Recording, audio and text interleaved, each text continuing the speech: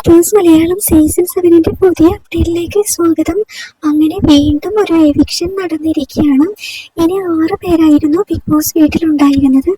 അനുമോള്, പിന്നെ ഷാനവാസ്, അനീഷ്, നെവിൻ, അക്ബർ, നൂറ. അങ്ങനെ ഇന്നത്തെ മിഡ് വീക്ക് എവിക്ഷനിൽ നിന്നും നൂറ ഔട്ട് ആയിരിക്കുകയാണ് കേട്ടോ. ബിഗ് ബോസ് വീട്ടിൽ നിന്നും നൂറ ഇപ്പോൾ എവിക്റ്റ് ആയിരിക്കുകയാണ്. എന്തായാലും ടോപ്പ് 6 വരെ എത്താനായിട്ട് നൂറയ്ക്ക് സാധിച്ചിട്ടുണ്ട്.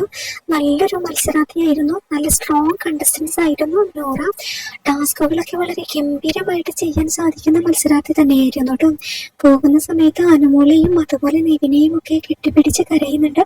എല്ലാവരോടും നല്ല രീതിയിൽ യാത്ര പറഞ്ഞിട്ടാണ് കേട്ടോ നൂറ ഇറങ്ങുന്നത്.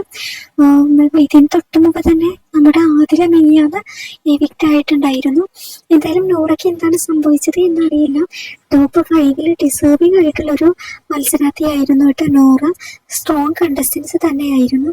ഇനി ബാക്കിയുള്ള 5 പേരാണ് ടോപ്പ് 5 എന്തായാലും നൂറയ്ക്ക് ഗ്രാൻഡ് ഫിനാലിയിൽ പങ്കെടുക്കാൻ കഴിഞ്ഞില്ല. എന്നാലും ഇന്ന് വരെ നിൽക്കാൻ സാധിച്ചത് വളരെ വലിയ ഭാഗ്യം.